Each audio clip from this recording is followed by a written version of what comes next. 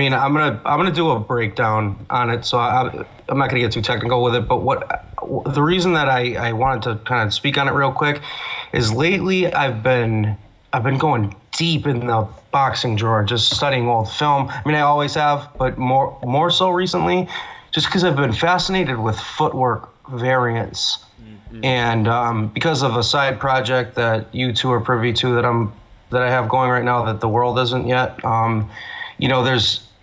it comes in handy in MMA so much more than I think I even used to think. So I'm rethinking my thoughts on footwork and on movement and on how much boxing acumen could help you as an MMA fighter or coach, really. When you watch Vasyl Lomachenko, you were watching greatness. That dude is the Matrix. He might be the most talented boxer I've ever seen, pound for pound.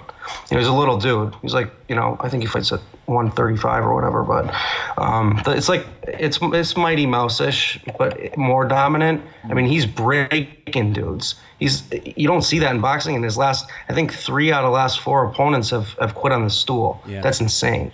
And this guy doesn't have Golden Boy. He's not a Canelo, so it's not like a money thing. I don't think there's any dirty politics or anything. He's just breaking dudes' spirits, and he's just a pleasure to watch. Or I could say stronger words, like he's spectacular. He's just spectacular. And I think like an MMA striker or someone that's say 17 and they're a purple belt in jiu-jitsu and they're on their way, like go to a boxing gym, like. Start learning, getting your footwork in order now, because your MMA coaches may not have you on the right path with that. We always thought of everything as being kind of circular, and chagrin this way to you. I actually am a fan of Conor, believe it or not, and he's one of the first guys that really brought really high-level hands to MMA, and you're seeing it now more with Cody. You're seeing it with Ngannou. You're seeing these boxing friendly. Rose's knockout of Joanna could be completely attributed to her boxing skill, right? Yeah. Someone did a breakdown on her that was really good recently. I don't know. But anyway, I unsubscribed from that channel. What'd you say? I unsubscribed from that channel. Oh, did you? Yeah. You spineless fuck. So, the point being is, I think the guy's amazing. Guillermo Rigondeaux is a stud, and he didn't even get touched by him. He made him look like an amateur. Yeah. I mean, it was absolutely just incredible. I don't have the right adjectives, I don't think, but my advice and the way I wanted to roll that into MMA anyways was for young fighters especially, or coaches or whatever, to start studying the boxing world a little bit. That game's been around a long time. What do you think, Brendan, is that the one mistake MMA fighters make that the boxing, obviously footwork, but what's the classic mistake they're making? Are they more so chasing the fighter than cutting off? Is that what you mean, or do you just mean the footwork to create angles to allow you to get strikes off? Someone like Lomachenko. Go ahead. I can answer that, or do you have something? No, just a bit as well on that. Do you? I know a lot of people have spoke about this before, but footwork for like wrestling defense as well, because a lot of guys, their wrestling defense isn't necessarily wrestling defense. It's just putting themselves in a position where they can't be taken down. Right, which is like a backward pivot, for example. Right? I know, like in my breakdowns, I say this kind of thing ad nauseum. What a lot of people do is when someone's a pressure fighter and they're coming at you at a straight line, you can't move in said straight line. You've got to either pivot out or split step, or there's a million different L steps. There's words and nomenclature I can put to all of it, but it can help your takedown defense, especially if, say, your left foot is forward and someone's shooting on a single. To be able to drop pivot into southpaw, that's going to help, your angle on your wrestling defense. Yeah. So it is footwork, but to your point, it's not just that. Someone like Lomachenko doesn't use, say, like a shelling defense, right? And a lot of times you see this in MMA where when someone gets like clipped a little bit, they'll do this. Yeah. And I learned like that too. Before I trained with like, say, Phil Nurse, when I was just training with like local guys, that was this is your defense.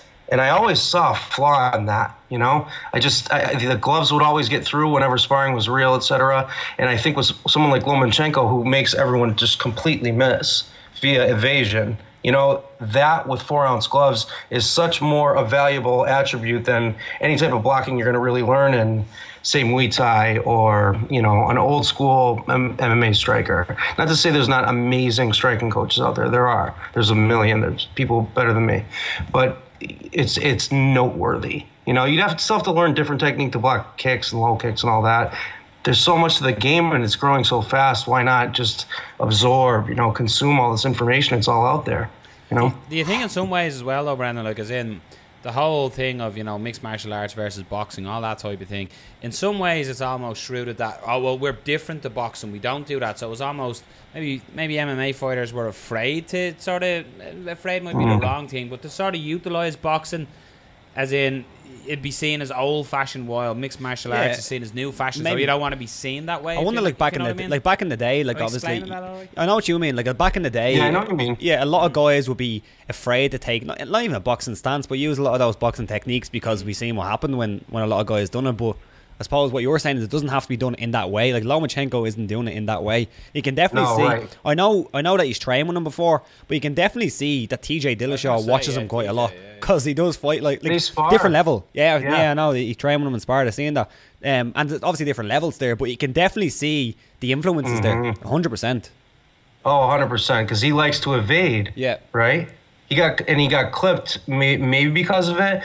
But TJ is a very interesting case study in everything I'm talking about right now. Literally, his footwork is from basically a boxing approach with a wrestling background, and he learned it.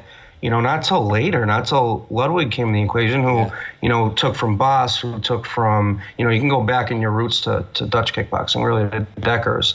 But these are people. They're all people that have one thing in common. Although I don't know Dwayne on that kind of a level, but Boss was certainly this way. So and everyone else is that they're always trying to be more than they are currently. If you just stay what you are in MMA right now. Even George, when we saw him last time out, sorry to bring him up, but he showed some new things. You know what I mean? There was a new wrinkle to his game, and I think in today's game, that's why Demetrius Johnson. We talked about this. Rod, you brought it up pretty recently. Like every time we see him out, the guy's better. Yeah. There's a reason. It's not just he's just he happens to step in this puddle of talent. And next time, it's studying, it's hard work, maybe on Matt Hume's part, maybe everyone's part, I don't know. But I think people need to be open-minded, and that boxing versus MMA bullshit, it's got to go. It's just got to go. I'm not saying fighters should, MMA fighters should keep going into professional boxing one-timers or whatever. I'm not really for that. But cross-train everything. You cross-train everything else. You know what I mean? Why wouldn't you? It's not going to hurt you. You know what I mean? Just learn from it. Just learn from it. That's all.